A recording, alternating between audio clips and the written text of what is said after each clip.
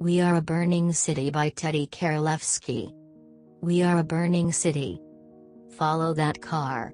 I yell, slamming the taxi door behind me. Without hesitation, the driver hits the pedal. Sweat pools on my brow as we speed past a blur of gray people and black cars. Keeping my focus on the beat-up, red Toyota she drives, we chase her around the corner. The hard turn slams me to the side of the taxi. We speed up, running 3 red lights, and screech to a halt when the Toyota parks at the airport. I'm fumbling to unlock my car door, when I see Sam get out of her car and walk inside. I run after her, bumping into a very annoyed-looking grandma who scowls at me. I mumble an apology as I right myself. Her flight leaves at 2 and it's already 1:57. I don't know if I'll make it. I barely find her gate. "Stop!" I scream just before she walks onto the terminal. She turns, her chestnut brown hair swaying around her as if the wind bends to her will. Her gem green eyes illuminate as they meet mine. She looks like she's glowing. I run over to her, wrapping her in my arms. "You can't go," I pleaded. "I need you." "You came," she whispers, ducking her head into the crook of my neck. My brain partly registers the crowd forming around us, but I can't take my eyes off of her. "I'm sorry, I'm so sorry, for everything." "Just don't." She pauses, then cries, "I love you." "I love you too." Tears well up in my eyes as I pick her up and spin her in a circle. I put her down and her lips meet mine, holding me, as the crowd bursts into applause. The perfect moment. Yeah, that doesn't happen. Instead, I just stand there, stupidly, watching her car drive off, trying not to cry as I imagine what could have happened if I had had the courage to go after her. If I wasn't so stubborn and pushed her away. I stay like that for what feels like an hour. I don't know the exact time since my phone is broken. I should probably get it fixed. I can't go home right now. I can't bear the thought of taking the rundown bus down to the small ratty apartment we filled with so much love. We were so happy. We were so goddamn happy, it kills me. I only started taking the bus because of her. I used to think it was dirty. But when she found out I didn't like buses, she dragged me on one for our first date. We rode around our city, exploring, jumping between different buses and trying something from every food truck we saw. I start walking. There is a sharp pain coming from my right foot where I stepped on broken window glass. It's a good reminder. Everything makes me think of her. We used to spend hours walking around our city, just talking. Every time I would step on a sidewalk crack, she would stop to kiss me. God, I miss that. After my brother got arrested, Sam asked me if I wanted to take a walk with her around our city. I probably should have. It probably would have made me feel better about the bloodline of assholes I was born into. But instead, taking the opportunity to embrace my roots, I started yelling at her, fuming. I called her a bitch and threw a lamp at the wall next to her. I didn't want the lamp to hit her. I just wanted to scare her into leaving. If she left then, I knew I would be able to handle it, but I couldn't bear the thought of starting to love her and her leaving anyway. Sam didn't move. She looked hurt, but she stood her ground. She told me she loved me anyway. I stormed out of the house. I couldn't be there knowing I hurt her. We didn't speak for 2 weeks after that. I refused to answer her calls. She called me every day. My friend Bailey let me stay with him until, when hungover, I vomited all over his new carpet. Sam took me back without question. I guess there are only so many times I could expect her to do that. I turn the corner. The smell of ancient hot dogs and stale beer perfume the air. Normally I would gag at the overwhelming stench. But today, mixed with the beautiful, blended, skyline that looked almost like it was painted from watercolor, it was a sort of comfort. It was familiar.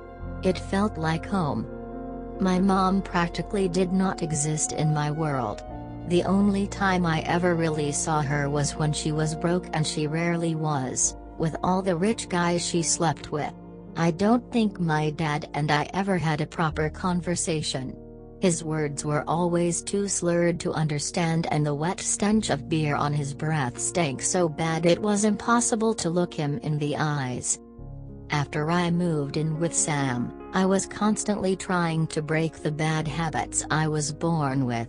By the time I was old enough to think for myself, my mind was already stuck in a rut formed from years of the same patterns. But my brother was different. He was 7 years older than I was, and so bright. Despite the damage he took shielding me, he always had his life together. Part of me was waiting for him to be successful, so I had proof that it's possible. Sam was the one person who believed in me. She wanted me to go back to college. We argued about it a lot. It got bad 2 months ago. We were in the kitchen. I was drunk. I punched the wall, leaving a dent on not only its surface. You think you're goddamn better than me just because you still go to school. Looking back, I try to imagine what my face looked like. She seemed terrified. I don't think that, she pleaded. I just want you to make something with your life. She never looked at me with pity, only concern, but her cheeks were getting red and the vein on her temple throbbed. You can't save me. You don't understand, I'm not like you. I just mess everything up. I messed me up. I messed you up. It's my fault you're not happy. I never gave her time to respond. I just walked out and went to sulk in bed. 10 minutes later she walked in and lay down next to me. She comforted me. I should have been the one who apologized. But she lay there saying she was sorry, trying to make me feel better. I hate the way I treated her. My paintings are the one thing I am proud of. I knew Sam loved them too. I use my paintings like band-aids. Something pleasing to look at, to hide the bloody scarring underneath. The morning after our fight, I painted a dove, perched in an olive tree. I covered the dent with the painting. I love traffic. It's comforting to me to know that everyone is together, on the same street, going through the same annoyance. It makes me feel less alone. When I got my first car, I picked Sam up early from work, and we drove until we found traffic to get stuck in. We sat quiet listening to the hum of the cars and watching the birds fly around our city. I have to look up the bus schedule. Normally I would just ask Sam. My cheeks start to burn and my breath turns shaky. I don't know how to live without her. I don't comprehend. I'm crying until my chewed up lips stings from the burn of salt. I lift my sleeve to my cheek, wiping away tears that don't stop coming. Who memorizes the bus schedule anyway? I get on the bus. Hoping that the warmth of our apartment would cheer me up, I decide to head home. But when I walk up to our apartment, it feels nothing like I remember. The window that Sam insisted on washing every week, so our view of the world wouldn't be obscured by smudges, was completely shattered. I spot my phone lying cracked amongst the broken glass. Why do I always throw things when I'm mad? The scratches on the floor are more visible during the day, splinters from the chair leg ingrained in the hardwood flooring. There is water sprayed all over the kitchen. And the dinner I tried so hard to prepare sits cold, on fancy plates that mean nothing anymore. I thought I could face what had happened, but apparently I can't. I feel like I'm stuck in a Groundhog Day time loop. She didn't notice the dinner. She was tired after a long day of work. She wanted to go straight to bed. I was mad. She was tired. She didn't notice the dinner. I threw my phone at the window. The window shattered. She was mad. She was tired after a long day of work. She didn't notice the dinner. Then she lost it. Just what the hell? I heard the glass shatter and realized what I did. Oh my God, Sam, I'm so sorry. I tried to go to her, to hug her, but she turned away. What is wrong with you? She yelled. I still can't get the look of horror on her face out of my mind. I'll fix it. I can fix it. I'm so sorry, I mumbled. You can't fix it, Jess. Annoyance flashed across Sam's face. We're going to need to hire someone. God, what is wrong with you? What's wrong with me? I yelled, angry again. I threw the chair, and it skidded on the floor, making a sickening screeching sound. I was trying to do something nice for you. It took me hours to make that chicken, you completely ignored it. I started crying. Sam was pissed. You never think, do you? I'm tired. I'm sorry if I missed your stupid dinner. You need to calm down. Wanting the fight to end, Sam went to the sink and got a glass of water. I ran after her.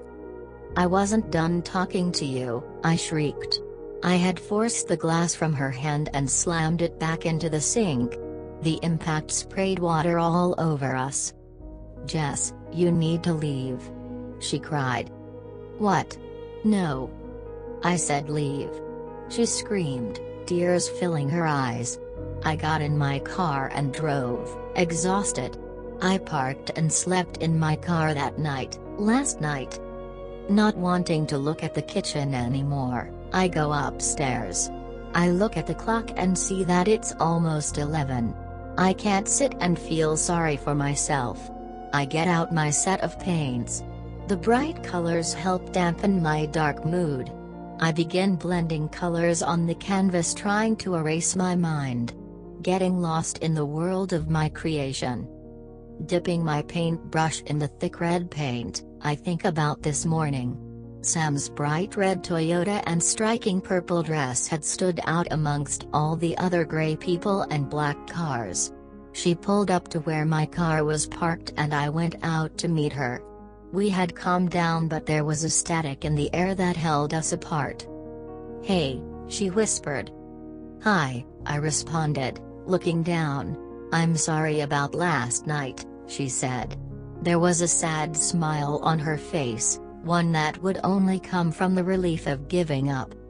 You have nothing to apologize for, I started. It was all my fault. I'm so sorry, Sam. I promise I'll be better. This will never. Jess, stop, she insisted. I'm leaving. What do you mean you're leaving? My voice got dry. Look, I'm sorry. It won't happen again. I can change. I know.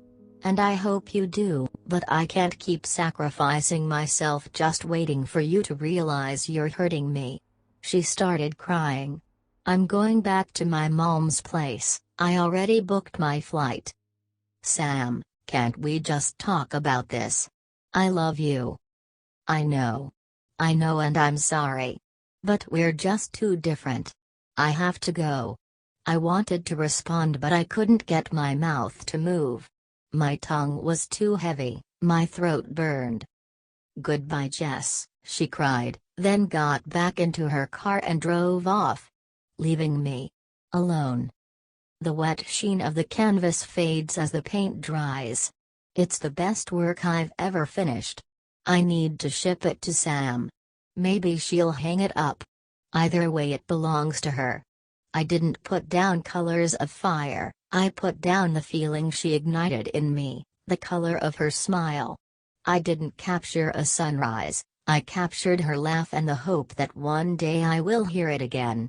I didn't paint a city, I painted her.